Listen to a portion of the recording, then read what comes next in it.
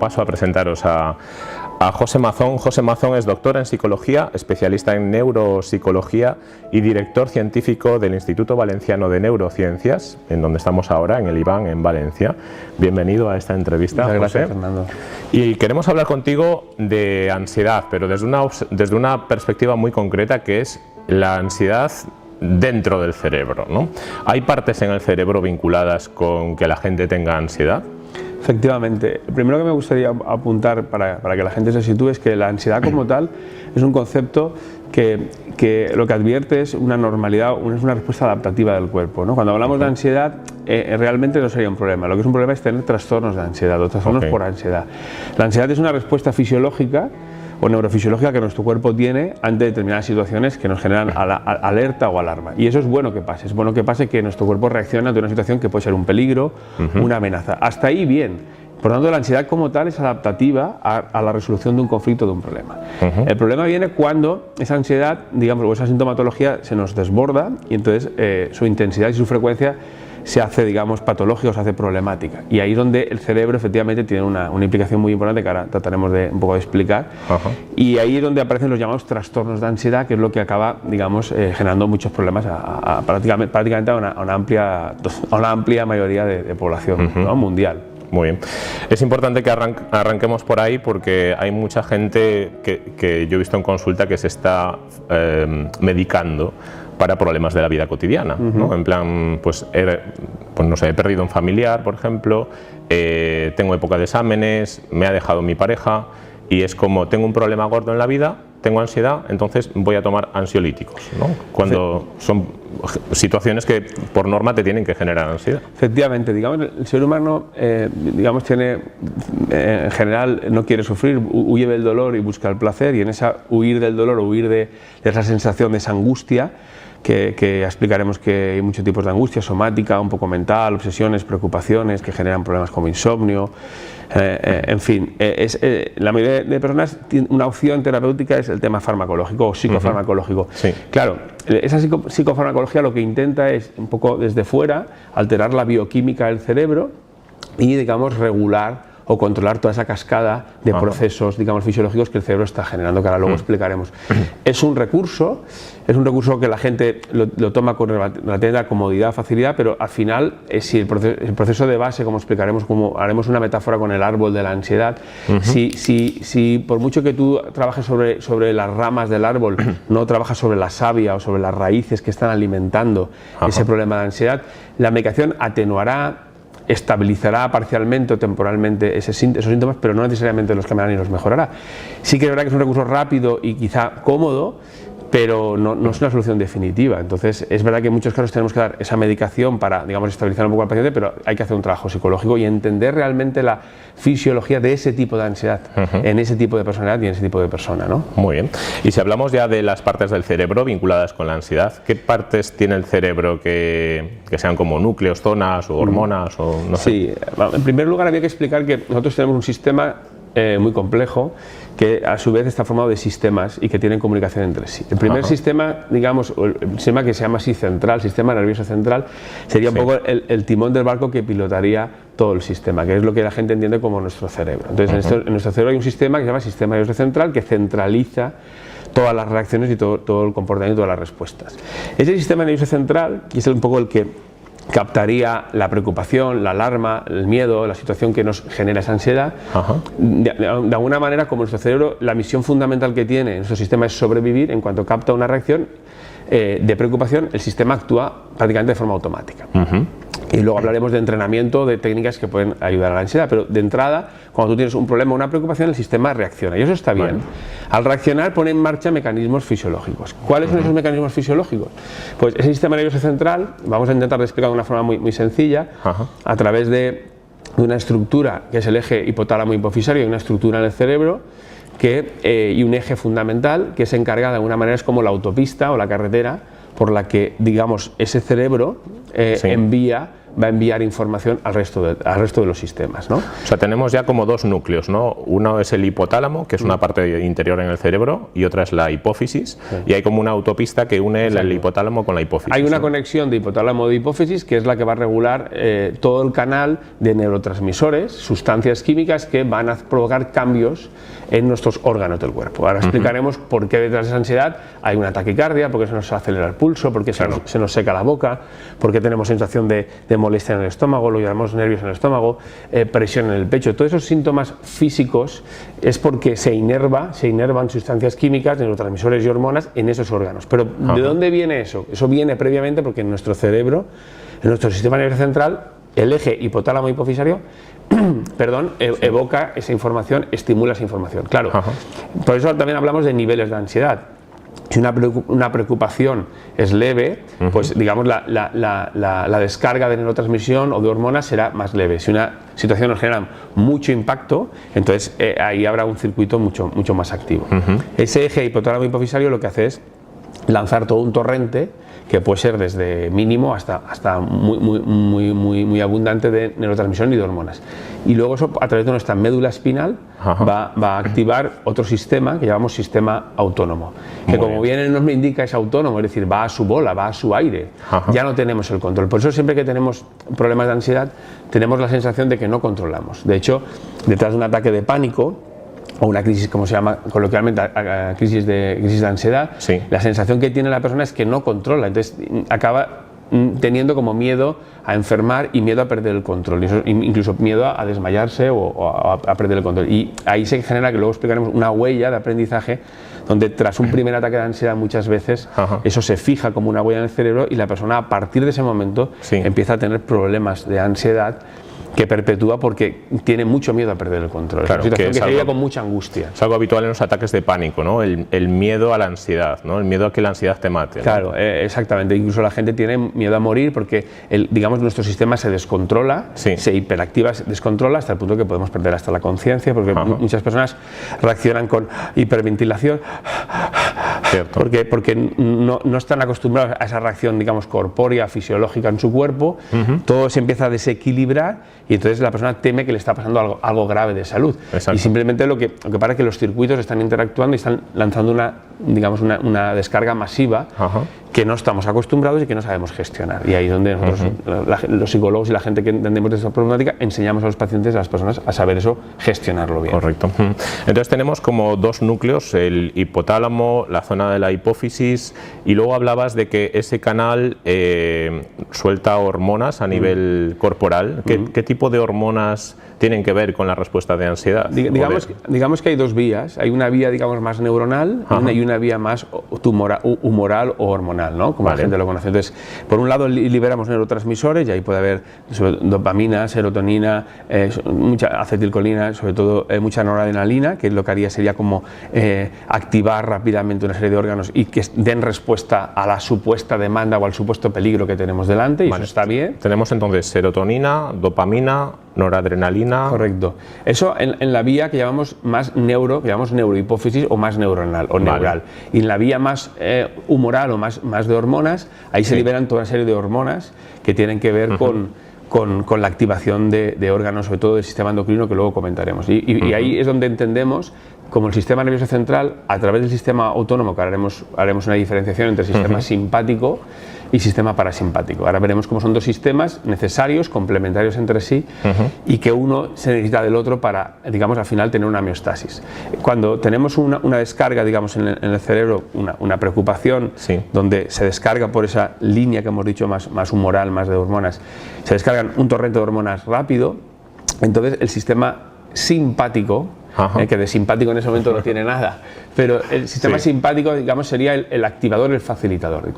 Voy a hacer una pequeña diferenciación entre los dos sistemas. El sistema simpático está al servicio de la supervivencia, actúa de forma rápida e inmediata, por tanto las fibras que tiene son mucho más cortas, son mielínicas. Mielínica significa que tienen sustancia blanca, es decir, que son circula muy rápido la información.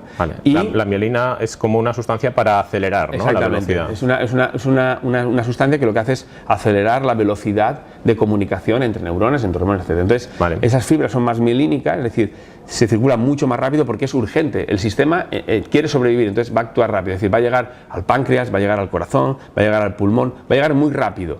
De hecho, el sistema simpático actúa a nivel central, es decir, actúa a nivel torácico y a nivel lumbar. ¿Vale? Porque tiene que llegar rápidamente a las estructuras más importantes fisiológicas del cuerpo. Mientras que el nivel parasimpático, que lo que se encargaría es de recargar energía, para que la gente lo entienda, el sistema parasimpático es como que estamos cargando la batería. Estamos cargando la batería del móvil, entonces estamos haciendo un proceso de relajación o de carga, ¿no? Cuando dormimos, cuando descansamos, cuando tomamos el sol, cuando estamos relajados mirando una puesta de sol, el sistema parasimpático se activa y vamos cargando batería.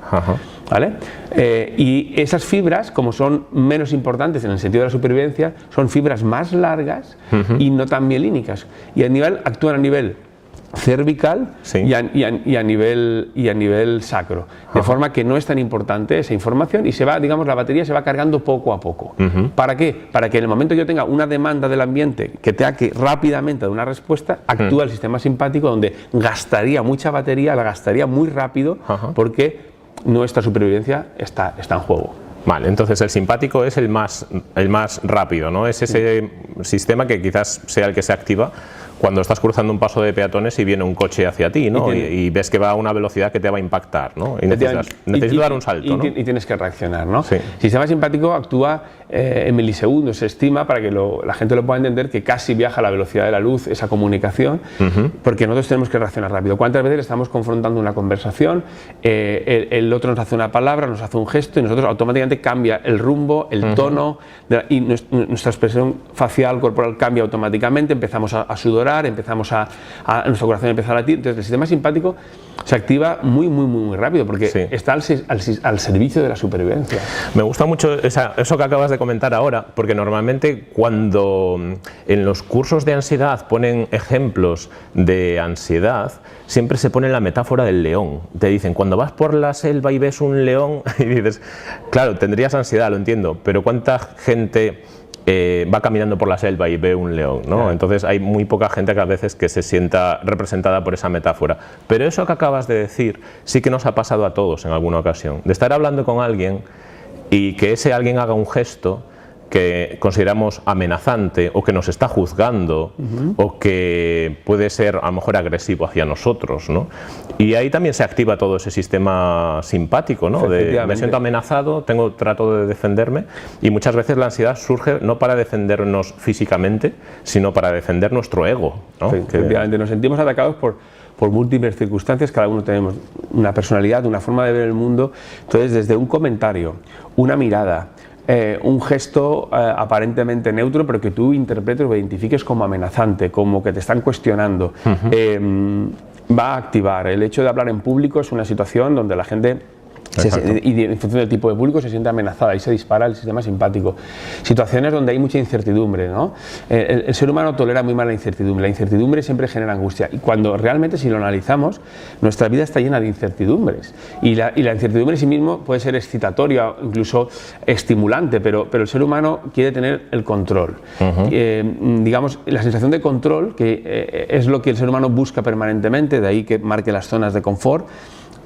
Claro, todas esas situaciones que escapan un poco de tu control son susceptibles de generar ansiedad. El tema es que lo que hay que entrenar a las personas tenemos que instruirnos, es que esa incertidumbre nos va a ir rodeando al cabo de la semana, del mes, del año, de la vida, y vamos a tener que, digamos, saber manejar y saber regular eso, y saber entender nuestro cuerpo. Cuando nuestro cuerpo está reaccionando, lo que hay que hacer es no asustarse, ataque de pánico, sino saber entender por qué está viniendo, saber que es una reacción fisiológica adaptativa a esa situación, quizá un poco desproporcionada, pero adaptativa, y nosotros, desde la conciencia, que luego explicaremos, y de ahí, digamos, el impacto que está teniendo el mindfulness y otras estrategias de relajación, cómo desde nuestro consciente ir regulando y controlando ese disparo masivo fisiológico que acaba desembocando en problemas de taquicardia, de boca seca, incluso de problemas de concentración, de bloqueos, porque hay síntomas que son un poco muy físicos, que todo el mundo un poco ha experimentado en sus carnes y rápidamente los tiene claros, pero hay síntomas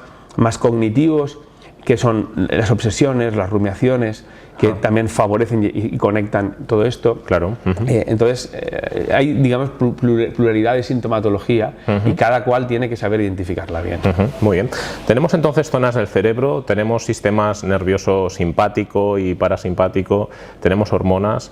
¿Hay otras cosas dentro de nuestro cuerpo que estén vinculadas con la ansiedad que sea importante? Sí, a mí me gustaría hacer como una especie de recorrido para que la gente lo entienda un poco vertical, es más complejo, pero digamos que arriba tendríamos nuestro cerebro, tendríamos el sistema nervioso central, que ese es el que hemos dicho que de alguna manera capitanea o lleva el rumbo un poco de la reacción. Ese a través de, lo hemos dicho, eje hipotálamo hipofisario, enviaría señales, sistema autónomo, como es autónomo, se dispararía solo, sistema simpático, activador, sistema parasimpático, digamos, recaptador de energía, y a partir de ahí esa respuesta no se queda solamente ahí, esa respuesta viaja a los órganos.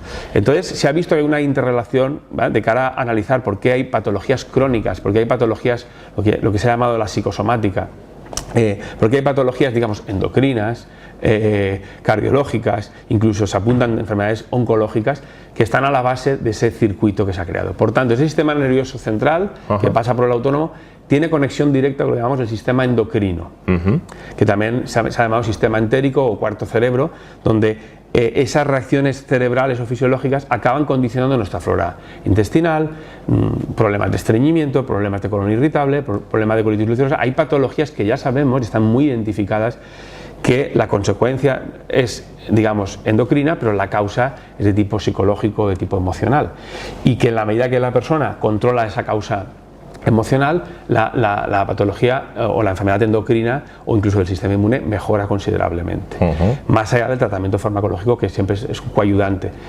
Incluso ese sistema endocrino hemos visto, junto con el sistema nervioso central, que también interactúa con el sistema inmune, y aquí se abre toda una ventana de enfermedades reumatológicas o del sistema inmune que están proliferando cada vez más. La psoriasis sería una enfermedad que todo el mundo identificaría, ¿no? La gente que tiene brotes de psoriasis, muchos de esos brotes vienen después de un cuadro de estrés o de un cuadro de ansiedad no bien gestionado. Entonces tenemos enfermedades de la piel, enfermedades incluso de la visión, enfermedades del cuero cabelludo, enfermedades endocrinas, enfermedades, digamos, reumatológicas. La propia fibromialgia tiene un componente ansioso muy importante, y se ha visto que los patrones digo mujeres porque es lo más habitual, hay fibromiálgicos, pero la mayoría son mujeres, son fibromiálgicas. Entonces se ha visto que un amplio patrón de estas mujeres fibromiálgicas que tienen fatiga crónica, dolores en puntos reumatoides concretos, la causa y el mantenimiento y la intensidad de la enfermedad viene condicionada por la no buena gestión de esa ansiedad. Entonces hay toda una relación entre el sistema nervioso central, sistema nervioso autónomo, sistema endocrino, enfermedades endocrinas, digestivas y sistema inmune. Y cada vez más estamos viendo enfermedades como lupus u otras enfermedades donde analizamos y hacemos un recorrido, rebobinamos un poco qué está pasando, y la causa es una mala gestión emocional. Súper interesante esto. Tuve ocasión de conocer a una persona con Crohn que en épocas de estrés los síntomas del Crohn se acusaban hasta el punto de que la paralizaba. Y realmente el Crohn es una enfermedad intestinal, ¿no?, del sistema digestivo, pero vemos esa conexión que tú acabas de decir ahora, cómo es tan directa, ¿no? Cuando yo empecé a ver mis primeros pacientes en el Hospital General, entré en un equipo que era una unidad de salud de psicología, que era un servicio que estaba al servicio de pacientes hospitalarios. No era la unidad de salud mental donde se ven pacientes más psicóticos, sino que eran pacientes, o sea, una unidad de psicología que estaba al servicio de, digamos, patologías médicas orgánicas, es decir, oncología, digestivos, infecciosos, etc. Entonces un grupo muy importante era el colon irritable, la enfermedad de Crohn. Entonces veíamos que la mayoría de ellos, prácticamente la totalidad, tiene un perfil muy obsesivo. Entonces la pregunta que había en ese momento, hablo de año 2000, era que era antes el huevo o la gallina, es decir, una persona con enfermedad de Crohn se vuelve obsesiva porque tiene crisis, tiene una serie de condicionantes, entonces se hace más obsesiva a raíz de la enfermedad, o puesto que ya tenía un componente obsesivo, se ha agudizado eso y se ha hecho esa enfermedad de Crohn. Pues bueno, después de muchos estudios se vio que efectivamente el origen estaba en que personas con un perfil obsesivo, que no gestionan bien la incertidumbre, que entran en rumiaciones obsesivas, eso hacía que, digamos, desgastarán parte, para que la gente lo entienda, parte de la flora intestinal y agudizarán o provocarán la enfermedad de Crohn.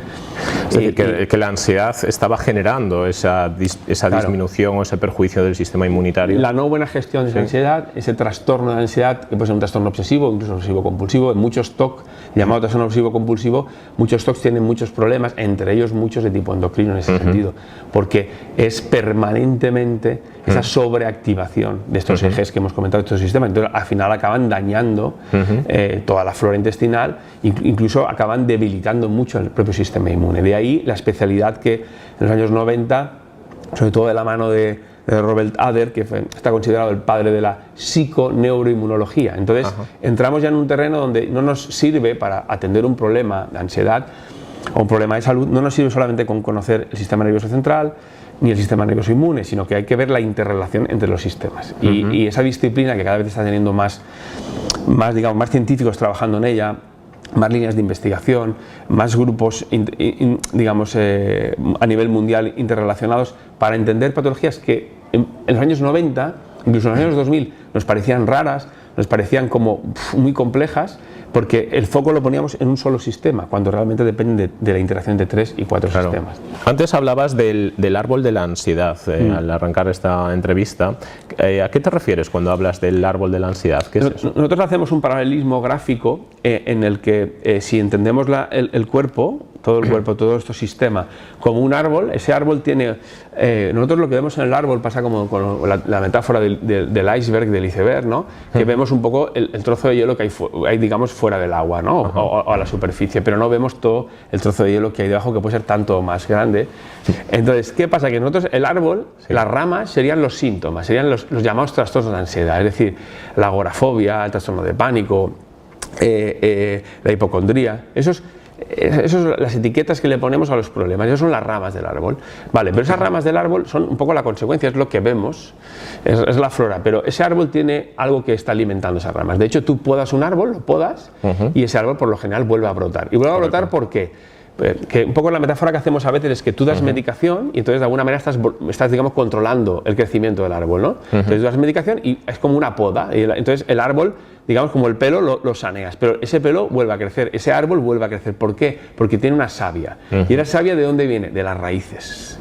Entonces nos sirve la metáfora del árbol para explicar que si nos quedamos de una forma muy focal en los síntomas y tratamos solo los síntomas, como a veces se hace una aproximación farmacológica que es necesaria, pero no muchas veces suficiente, mejoraremos, el árbol parecerá pues eso, más podado, el cabello estará mejor, pero volverá a reproducirse. Incluso sabemos, y eso lo vemos en procesos como el corte del cabello o en el propio árbol, que cuando podamos una cosa, una vez sale con más virulencia. En el cáncer pasa esto, en el cáncer muchas veces cuando se reproduce un cáncer, incluso hay metástasis, aparece con más virulencia, con lo cual, ¿qué pasa? Que estamos muchas veces yendo a la periferia, a un foco exterior del problema. Entonces, si podamos el árbol, no vamos a solucionar necesariamente el árbol, lo vamos a arreglar, pero temporalmente. Si no intervenimos sobre la savia y no bajamos hasta las raíces, ¿dónde están las raíces? En nuestro sistema cerebral, en nuestra conjunción de sistemas. Hay que entender y hay que trabajar sobre la raíz y sobre la savia, si no el árbol volverá a brotar y volverá a brotar. Y esa medicación que damos se irá tolerando y habrá que asumir la dosis y eso puede generar efectos secundarios. Y ahí es donde hacemos un poco la metáfora del árbol. No sirve con podar el árbol, hay que meterse dentro del árbol y digamos sanear el árbol desde dentro. ¿Y eso qué sería? ¿Sería como analizar la manera de pensar que genera ansiedad o es otra cosa diferente? No, claro, para atender digamos de forma integral el problema de ansiedad habría que ver por un lado qué está motivando, cuál sería un poco el origen de esa ansiedad, es decir, si es un efecto traumático, una situación traumática, qué personalidad, es decir, cómo es esa persona, qué tipo de características de personalidad tiene. Habría que ver qué respuesta fisiológica, porque hay gente que manifiesta una ansiedad muy aberrante, incluso muy intensa. Entonces, y esas personas muchas veces para poder empezar a trabajar con ellas psicológicamente hay que estabilizarlas y hay que darles medicación. Habría que ver efectivamente en sus sistemas cómo funciona, habría que ver qué hábitos de vida tiene, el por qué eso se está perpetuando y habría que cambiar también hábitos y habría que digamos, hacer un enfoque muy multidisciplinar o muy integral. A partir de ahí afrontaríamos con bastante más éxito la mejoría de esa persona, ¿no?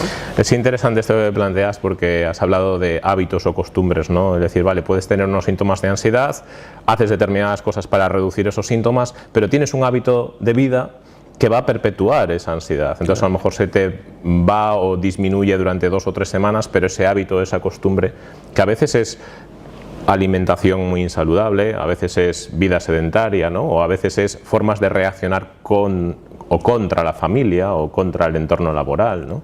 O formas de resolver conflictos, ¿no? Hay personas pues que tienen una forma de resolver conflictos quizás muy agresiva y no conocen métodos asertivos de enfocarse hacia ese conflicto. Claro. Nosotros cuando muchas veces acude una persona con ansiedad, digamos, hay fases, ¿no? Un poco en la intervención. Lo primero es tratar de liberar o minimizar la angustia vital con la que la persona acude a un profesional o acude cuando tiene un problema. Pero una vez ya tenemos esa ansiedad más o menos bajo control, la tenemos temporalmente, como he dicho, ¿no? Entonces lo que hay que hacer es un cambio un poco más profundo, ¿no? Entonces ahí he trabajado mucho sobre hábitos, sobre ser consciente, que es lo que trata, por ejemplo, el Mindfulness, ¿no? Que seas consciente en cada momento o la mayor parte del tiempo, que seas consciente de cómo tu sistema reacciona por una mala gestión. ¿Qué es una mala gestión? Pues una mala respuesta. Si tú provocas una mala respuesta vas a encontrarte un feedback probablemente negativo. Si tú llevas una mala alimentación, al final te va a pasar media. Si tú no cuidas el sueño, y ahí podemos hablar de... Hay muchos trastornos del sueño que están asociados con la ansiedad, es decir, todo aquello que durante el día aparentemente sobregestionamos o lo gestionamos bien, es en el momento de descansar, en el momento del inconsciente, donde aparecen todos esos conflictos no resueltos. Y muchos trastornos del sueño tienen un componente muy ansioso y muchos trastornos del sueño se tratan básicamente, no únicamente con ansiolíticos, porque realmente es una consecuencia. Correcto. Entonces, muchos de los problemas del sueño que no puedo dormir, doctor, no puedo dormir, tengo insomnio, duermo muy mal. Bueno, esa es la consecuencia. Otra vez estamos fuera, en la periferia ya, pero ¿por qué no duermes mal? ¿Qué tipo de insomnio tienes? ¿Con qué intensidad? ¿Desde cuándo te viene? ¿Cómo gestionas tu día a día? Y entonces vamos un poco retrospectivamente viendo dónde está el origen del problema, ¿no? Interesante, muy bien.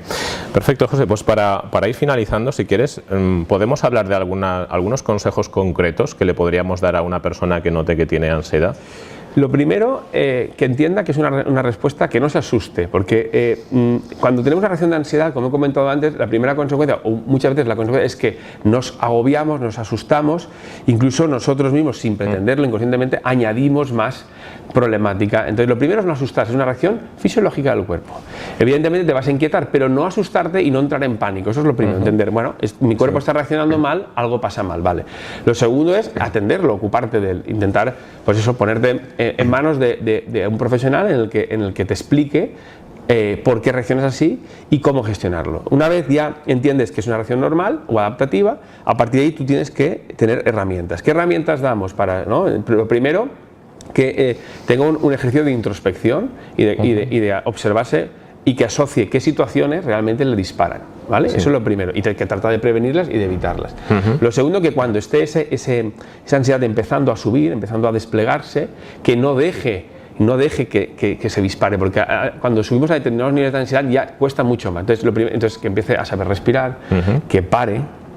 Hay un eslogan que está funcionando mucho por ahí, que es solo respira, o párate y respira, ¿no? Parar. Vamos muy acelerados, llevamos situaciones de mucho estrés, la sociedad y la vida cada vez es más compleja. Entonces, simplemente con el hecho de respirar de forma diafragmática, con controlar un poco las variables fisiológicas de tu cuerpo, entender que tú puedes controlar eso, tú tienes el control. Cuando tú empoderas a la persona y dices, no, tú con tu respiración, unos ejercicicios sencillos de tensión, distensión, con el control un poco mental, con parar un poco el proceso, con aislarte unos momentos, puede ser suficiente. Entonces la persona empieza a entender y sabe cómo. A partir de ahí ya es mucho más sencillo, porque la persona ya entiende. El problema es que la persona, cuando tiene ansiedad, muchas veces cree que no tiene ningún control sobre eso. Y ahí es donde entra una espiral de patologías, ¿no? Genial, estupendo.